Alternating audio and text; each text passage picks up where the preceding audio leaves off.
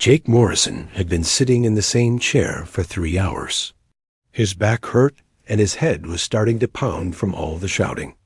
The Galactic Council meeting was going exactly like every other meeting for the past 40 years. Different aliens arguing about the same problems over and over again. The tall blue Zephyrians were complaining about trade routes again. They wanted better shipping lanes through space, but did not want to pay for the security needed to protect them. The rock-like Vorthans were angry because someone had stolen mining rights on a planet they claimed was theirs. The fish-like Nereids were upset because 3 different species were dumping waste in their ocean worlds. Jake watched it all happen from the human section of the Great Council Chamber. The room was huge and filled with creatures from dozens of different worlds. Some breathed air like humans. Others needed special suits filled with different gases. A few floated in tanks of liquid. The noise was terrible with everyone talking in their own languages. At the same time, Ambassador Lisa Parker sat next to Jake. She had been his partner in these meetings for 15 years. She looked as tired as he felt. On his other side sat Dr. Bob Chun, their science advisor. Bob was reading something on his tablet and shaking his head slowly. "Same problems as last month," Lisa whispered to Jake. "Same solutions they will reject. Same complaints they will make about us afterward." Jake nodded. It was always the same pattern. The aliens would fight and argue until someone suggested that humans should fix the problem. Then humans would work for weeks or months to find a solution that made everyone happy. The aliens would agree to the plan and sign treaties. Then 6 months later, they would be back complaining that the human solution was not working perfectly. Current argument was about the Centauri Federation and the Draconis Collective. Both groups wanted to use the same hyperspace route to move their cargo ships. The route was the fastest way to reach the rich mining systems in the Outer Rim. But it could only handle so many ships at once without becoming dangerous. For 2 hours, the Centaurians, Draconians, had been shouting at each other. The Centaurians spoke in long formal sentences and bowed a lot. The Draconians roared and showed their teeth when they got angry. Neither group understood how the other one communicated. "Humans must solve this problem," announced the council. Chairman, he was a tall gray creature with 4 arms and no visible eyes. "Humans are good at making peace between different species." Jake felt his stomach turn. Here it came again. The expectation that humans would drop everything and fix another problem that aliens had created for themselves. Never mind that humans had their own colonies to run and their own people to take care of. Never mind that every solution they provided was criticized and blamed when it was not perfect.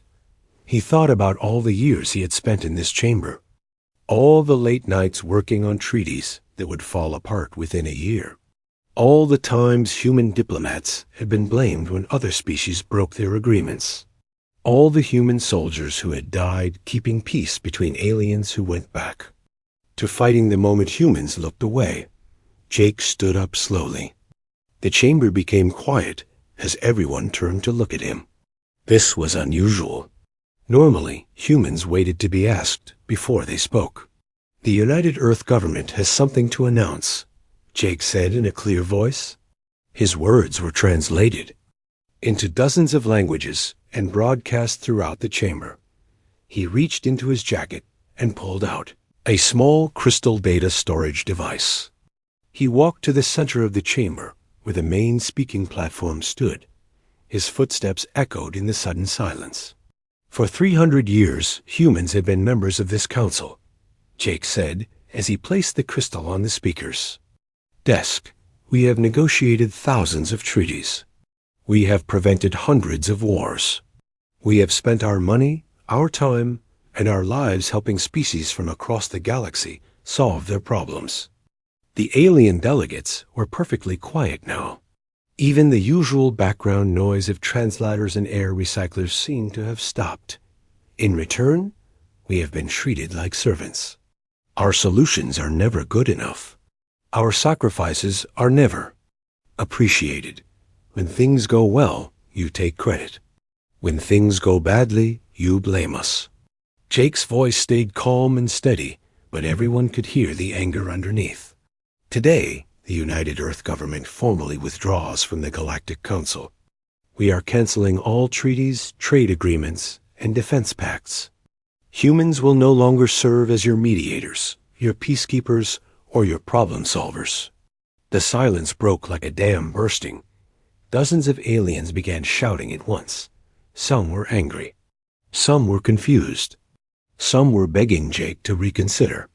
The noise was deafening. Jake waited for the shouting to die down. When it was quiet again, he pointed to the crystal he had left on the desk. That contains every diplomatic technique, every negotiation method, and every conflict resolution system that humans have developed over 3 centuries of galactic service. It is our final gift to you. Learn to use these tools yourselves, because we will not be here to use them for you anymore. He turned and began walking toward the exit. Lisa and Bob stood up and followed him. So did the rest of the human delegation. 47 humans in total walking out of the Galactic Council for the last time. Behind them, the chamber erupted in chaos again. Species that had not spoken directly to each other in decades were suddenly face to face without human translators. Groups that had relied on human mediation to solve their disputes were staring at each other across the room with no idea how to communicate. As Jake reached the door, he heard the Centaurian ambassador calling out to him in desperation. "Ambassador, Morrison, please wait. We can discuss this.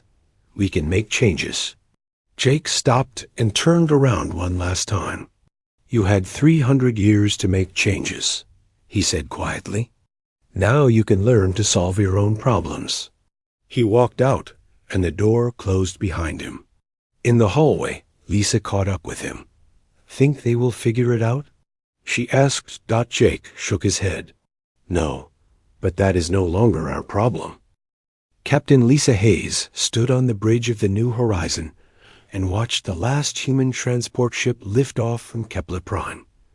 The ship was huge and heavy, loaded with 15,000 colonists who had called this world home for over 200 years.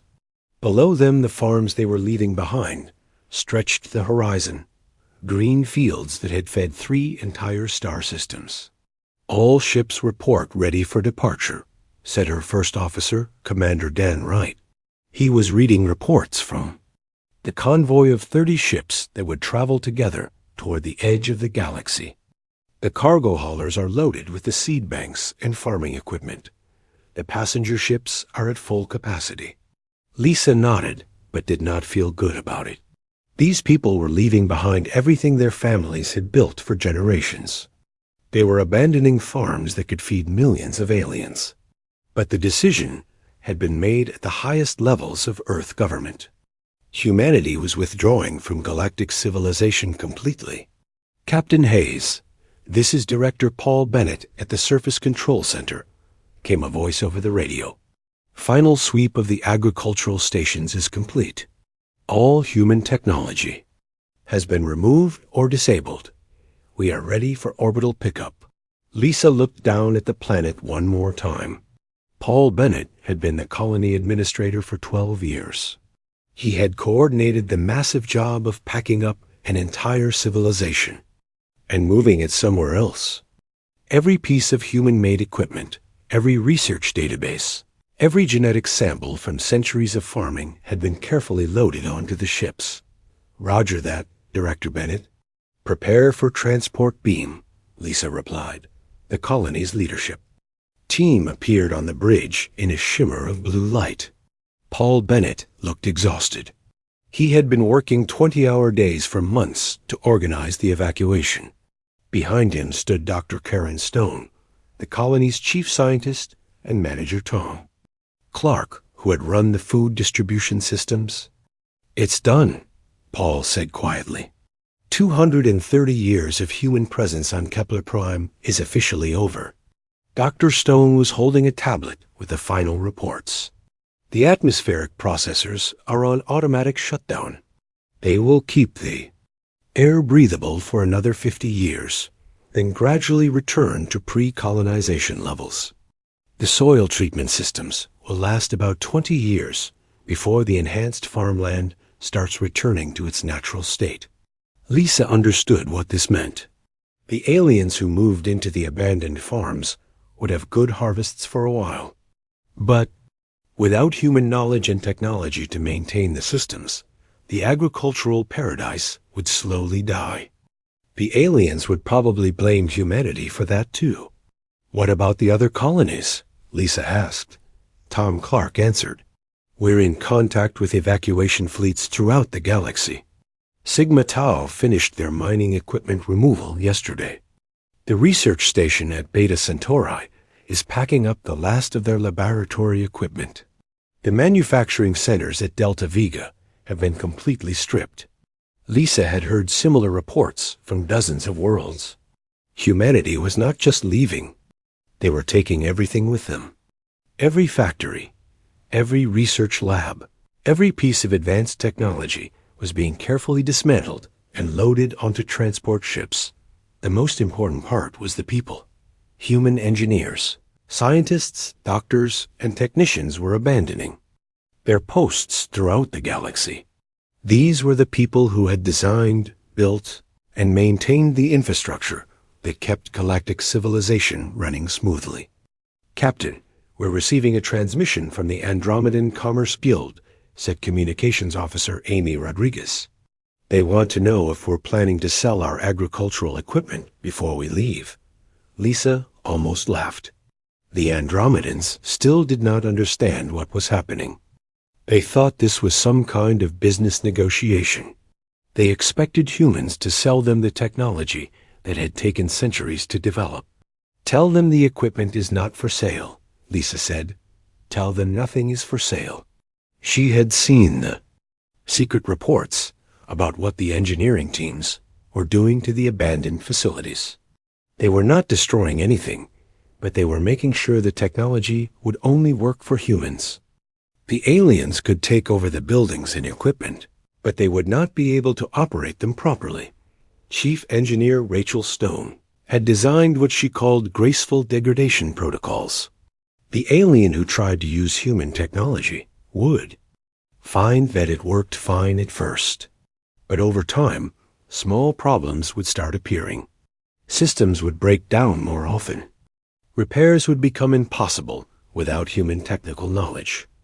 Eventually, the equipment would become completely useless.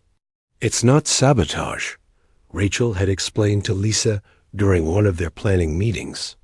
We're just removing the human expertise that made it all work. The technology will degrade naturally without proper maintenance. Lisa thought this was probably the kindest way to handle the situation. Humanity could have destroyed everything out of spite. Instead, they were letting the aliens learn the hard way how much they had depended on human knowledge and skills. Captain, the Krex Empire is demanding that we leave behind all military installations, reported Dan Wright. They claim they have a right to defensive positions in their territory. The Krex Empire can claim whatever they want, Lisa replied.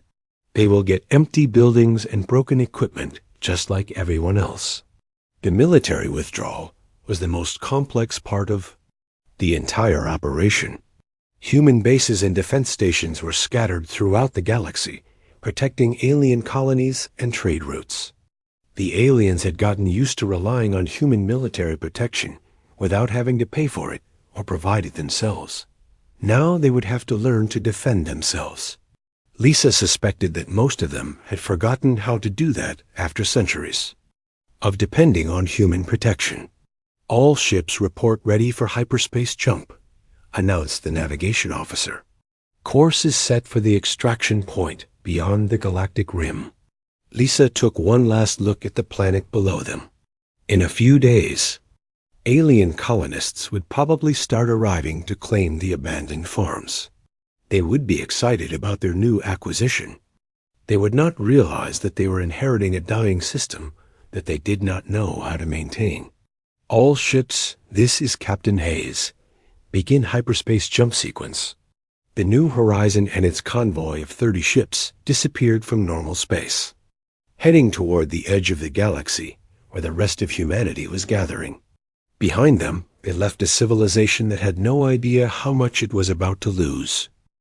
Commander Elena Rodriguez floated in the observation deck of Starwatch Station, looking out at the empty space where the Centauri trade convoy should have arrived 3 days ago. The convoy was carrying food supplies to 6 different worlds, but it had simply vanished somewhere in hyperspace. This was the 4th missing convoy in 2 months. Still no signal from the Centauri Federation ship? Elena asked her communications officer, Lieutenant Mike Torres. Nothing, Commander. The last transmission was from the hyperspace beacon at Jump Point 7. After that, complete silence. Mike was young and had only been assigned to the station 6 months ago, just before humanity withdrew from the galaxy. He was one of the few humans who had volunteered to stay behind and watch what happened next. Elena had been expecting problems, but not this fast. It had only been 18 months since the last human ships left the galaxy. She had thought it would take at least 5 years for serious problems to develop. She had been wrong. Dr. Nathan Burke entered the observation deck carrying a thick folder of reports. Nathan was their specialist in alien behavior and cultures. He had been studying how different species interacted with each other for 20 years. "I've finished analyzing the Centauri-Draconis conflict," he announced. "It's worse than we thought." Elena turned away from the window. How much worse? The dispute started over shipping lane usage rights. Before humanity left, this kind of problem would have been solved in a few days through standard mediation. Now it's been going on for 8 months and getting more serious every week. Nathan opened his folder and pulled out several documents. The Centaurians keep trying to negotiate using their traditional formal ceremony approach. They send long written proposals with detailed legal language and expect the Draconians to respond the same way. And the Draconians? They think the Centaurians are being weak and disrespectful. Draconian culture requires face-to-face meetings where both sides can show their strength and courage. They see written proposals as cowardly insults. Elena understood the problem immediately. For centuries, human diplomats had served as translators between different alien communication styles. Humans understood that Centaurians needed formal ceremonies to feel comfortable making agreements. Humans also understood that Draconians needed to demonstrate their warrior honor before they could negotiate seriously. Human mediators would have arranged meetings that satisfied both cultures. They would have created formal ceremonies that included opportunities for Draconians to show their strength. They would have translated Centaurian legal language into Draconian honor concepts. Now, the two species were trying to communicate directly and failing completely. "It gets worse," Nathan continued. 3 Draconian ships attacked a Centaurian cargo convoy last week. The Centaurians are calling it an act of war.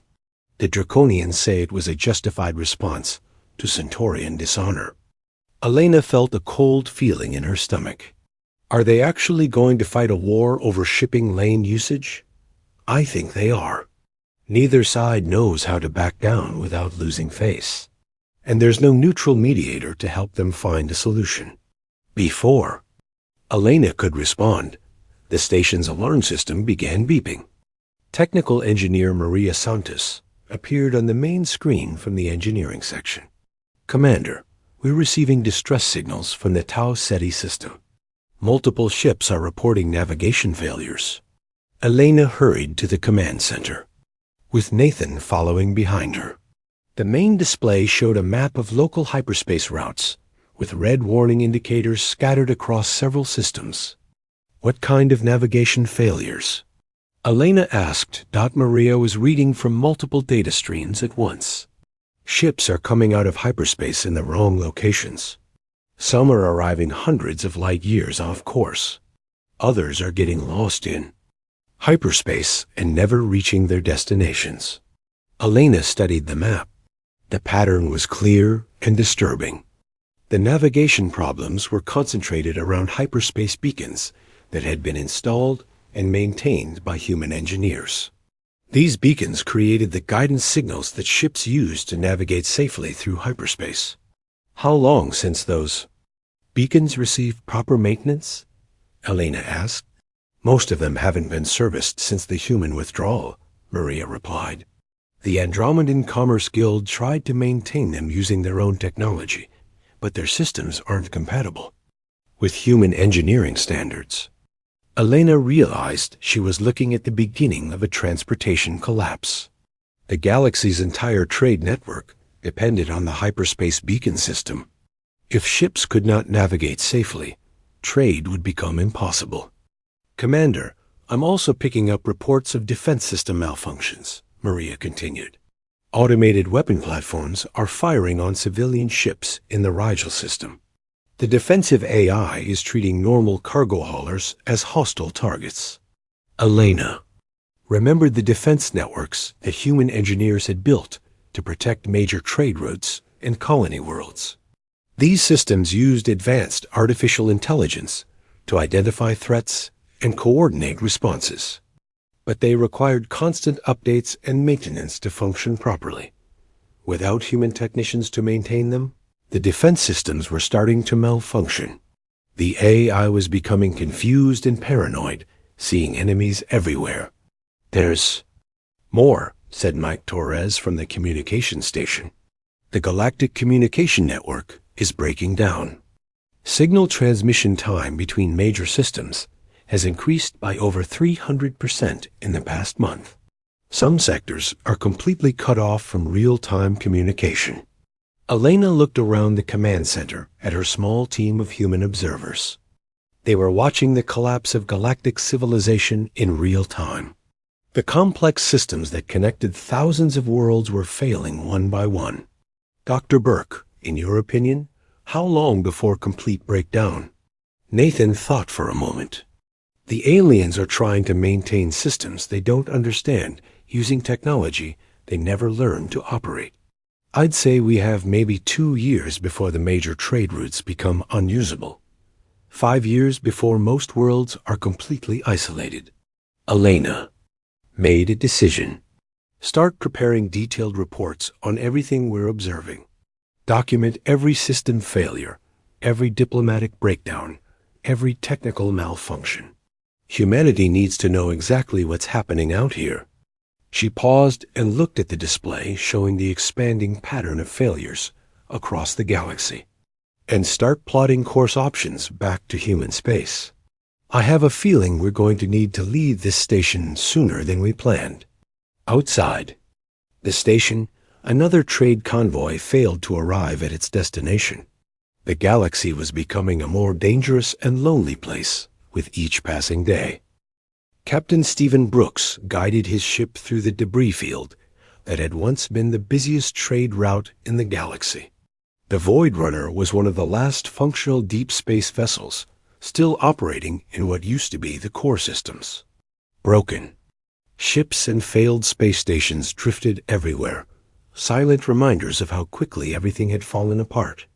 Captain, we're receiving a distress signal from New Eden Colony, reported communications specialist Amy Clark. They're requesting immediate evacuation assistance. Stephen checked the navigation display. New Eden was 3 days away, assuming the hyperspace routes were still working. Half the beacons between here and there had gone dark in the past month. What's their situation? Stephen asked. Amy listened to her headset for a moment. Atmospheric. Processor failure. The artificial ecosystem is collapsing.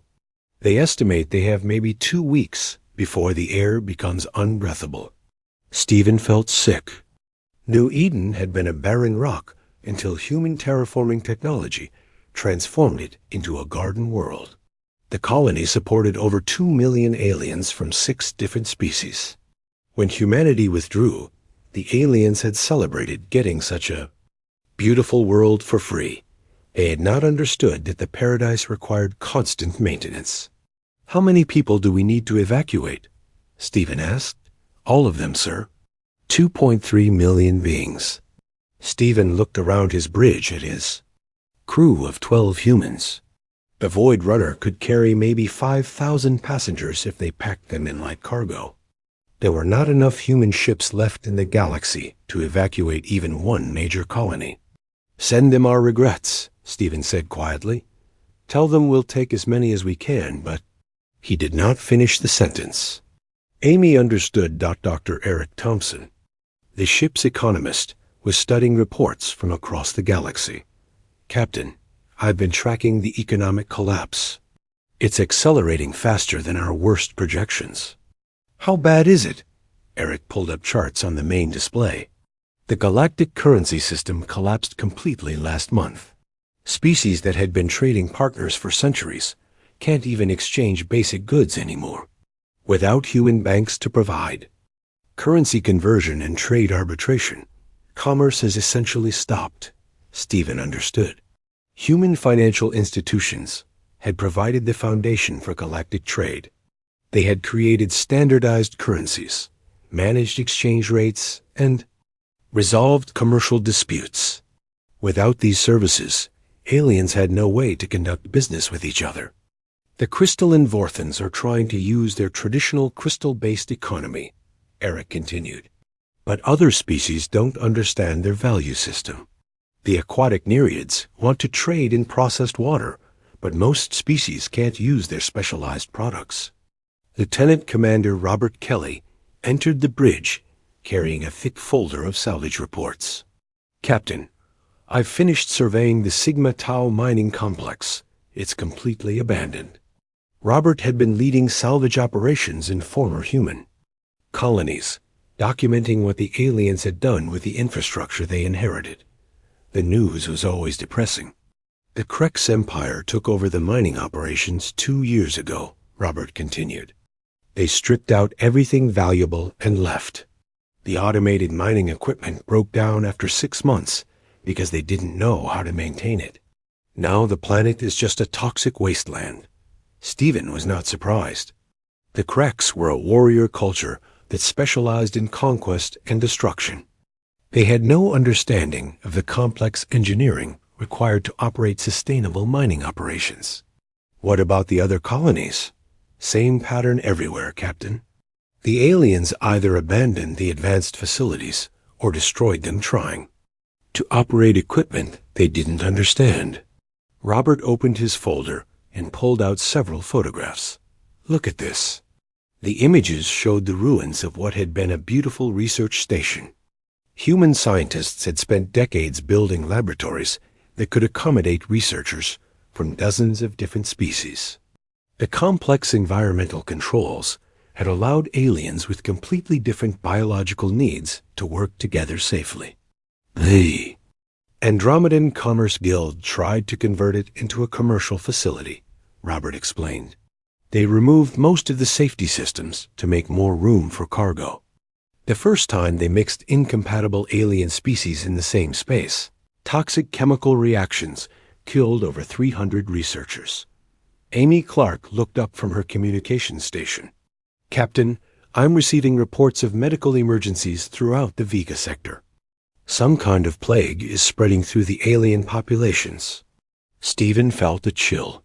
"What kind of plague?" "It's draconian fever, sir, but it's affecting species that should be immune. Centaurians, Andromedans, even some Vorthans are getting sick." Dr. Sarah Martinez, the ship's medical officer, appeared on the bridge. "Captain, I've been monitoring those medical reports. Draconian fever has been controlled for over a century using human-developed treatments. Without access to human medical databases and pharmaceutical technology, the aliens are vulnerable to diseases that were eliminated generations ago." Stephen realized they were witnessing the collapse of galactic healthcare. Human xenobiologists had created treatments for hundreds of alien diseases. They had developed medical protocols that allowed different species to be treated safely in the same facilities. Without this knowledge, aliens were dying from diseases that should have been easily curable. "How many dead?" Stephen asked. "Conservative estimate?"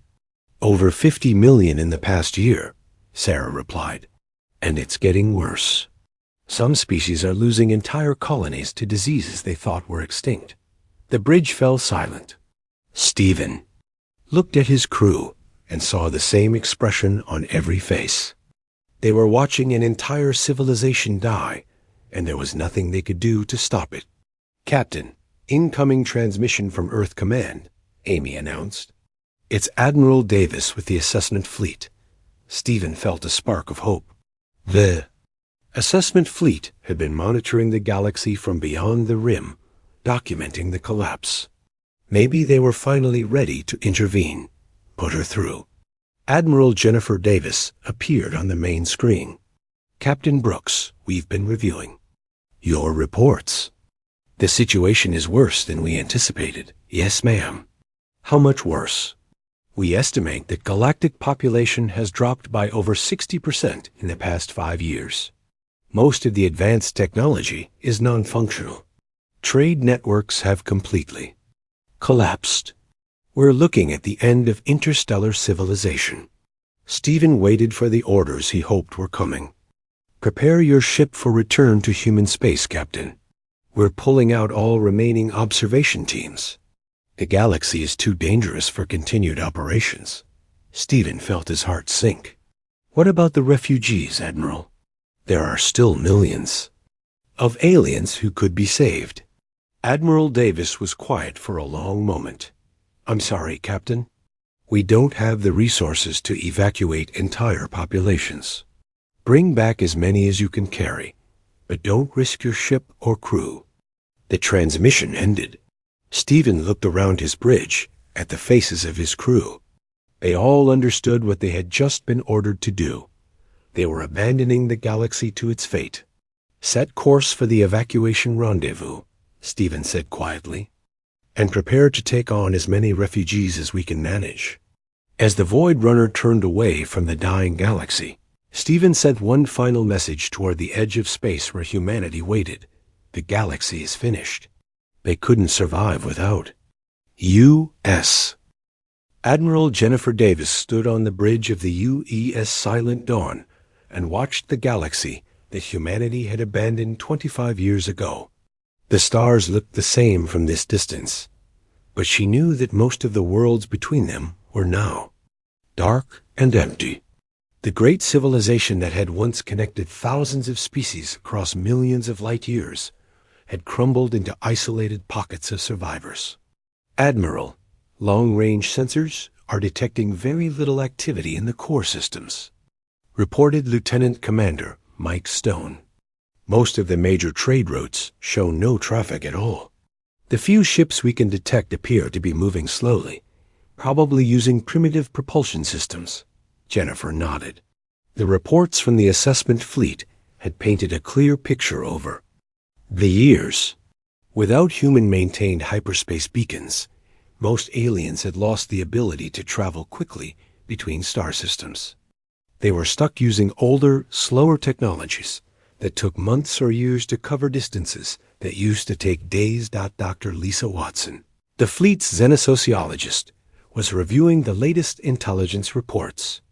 "Admiral, the cultural analysis is complete. Most surviving alien civilizations have fragmented into small tribal groups. They've forgotten they were ever part of a galactic community." "What about the major powers? The Centauri Federation? The Draconis Collective?" "The Centauri Federation controls maybe a dozen systems now, down from over 300 at their peak. The Draconis Collective has broken apart completely. Different Draconian clans are fighting each other over the remaining resources." Jennifer had expected this outcome, but it still made her sad. These had been proud civilizations with rich cultures and impressive achievements. Now they were shadows of their former selves, struggling to survive in the ruins of what they had helped to build. "The Krex Empire?" Jennifer asked. "Still aggressive, but much smaller. They control about 50 systems by strip mining conquered worlds and moving on. Their technology is degrading rapidly. We estimate they have maybe 10 years before they collapse completely." Engineer Commander Peter Davis entered the bridge carrying survey reports from his technical teams. Admiral, we've completed our assessment of salvageable infrastructure. Most of the major installations are beyond repair, but some systems could potentially be restored. How much would it cost? Peter consulted his tablet. Conservative estimate? About 200 years of intensive reconstruction work. We essentially be rebuilding galactic civilization from scratch. Jennifer understood the magnitude of the task. Humanity had spent centuries building the infrastructure that connected the galaxy. Rebuilding it would require an enormous commitment of resources and time. The question was whether the surviving aliens would accept human help, and whether humanity was willing to make that investment again. Admiral, we're receiving a distress signal from Centauri Prime, announced communications. Officer Karen Lopez. It's very weak, but I can make out the message. They're reporting a medical emergency. Jennifer made a decision that would change everything. Take us to Centauran Prime. Maximum speed. The Silent Dawn dropped out of hyperspace 3 hours later. In orbit around a world that had once been the proud capital of a galactic federation. Now it looked sick and dying. The orbital stations were dark and abandoned. The planet's cities showed only scattered lights instead of the bright glow of a thriving civilization. Dr. Sarah Johnson, the fleet's chief medical officer, was monitoring the planet's communications channels. Admiral, I'm detecting signs of a plague outbreak. Centauri fever, but it's a strain I've never seen before. Their medical facilities are completely overwhelmed. Can we help them?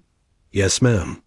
I have the vaccines and treatment protocols in our medical database. We could stop the outbreak in a few days with proper intervention. Jennifer opened a communication channel to the planet's surface. Centauri Prime, this is Admiral Jennifer Davis of the United Earthship Silent Dawn. We have medical supplies and technical assistance available. Do you require aid? The response came immediately, transmitted on an old emergency frequency. The voice was weak and desperate. This is Chancellor Marcus Webb of the Centauri Federation. Admiral Davis, we thought all humans had left the galaxy forever. We've been monitoring the situation from beyond the galactic rim, Chancellor. We're here to help if you'll accept our assistance. There was a long pause. When the Chancellor spoke again, his voice was filled with shame and confusion. Why did you come back? After everything we did, after how we treated you, why would you return to help us? Jennifer had been preparing for this question for months. The answer would define humanity's relationship with the galaxy going forward. Because this was always our home too, Chancellor. And we never stopped caring about our neighbors, even when they stopped caring about us. Within hours, human medical teams were on the planet's surface treating the sick. The Centauri plague was easily controlled with human-developed medicines. What had seemed like an unstoppable disaster to the aliens was a routine medical intervention. For human doctors, word of humanity's return spread quickly through the surviving communications networks. Other alien worlds began sending desperate pleas for help. The Andromedan Commerce Guild needed assistance with their failing life support systems. The Nereid colonies were facing ecological collapse. Even the proud Krex Empire quietly requested aid for their starving populations. Jennifer assembled her senior staff in the conference room to discuss their response. We can't save everyone, warned Dr. Watson. There aren't enough human ships in the galaxy to provide aid to every surviving world. But we can start somewhere, replied Peter Davis. Pick a few key systems, stabilize them, and use them as bases to expand our relief operations. Dr. Johnson agreed. If we can establish medical centers on a dozen worlds, we can train alien medical personnel to treat their own people. Share our knowledge instead of trying to do everything ourselves. Jennifer studied the holographic display showing the galaxy's current state. Most of it was dark and empty, but there were still millions of aliens clinging to life and scattered systems. They needed help, but they also needed to learn how to help themselves. "We're not going back to the old system," Jennifer announced. "We're not going to be the galaxy's caretakers again. Instead, we're going to be teachers. We'll help them rebuild, but they have to do the work themselves." She turned to her communications officer. "Send a message to Earth Command. Tell them we're beginning relief operations, but we need construction ships, medical supplies, and teachers. Lots of teachers." The Silent Dawn was soon joined by other human vessels as word spread through human space. Engineers arrived to help restore critical infrastructure. Doctors came to fight the plagues that were sweeping through alien populations. Teachers began the slow work of helping alien civilizations relearn the skills they had forgotten. It would take decades to rebuild what had been lost. Many worlds would never recover their former glory. But slowly, carefully, with human guidance and alien effort, the galaxy began to heal. This time, humanity made sure their alien neighbors understood exactly how much work was required to keep a galactic civilization functioning. The lesson had been learned the hard way, but it had been learned completely.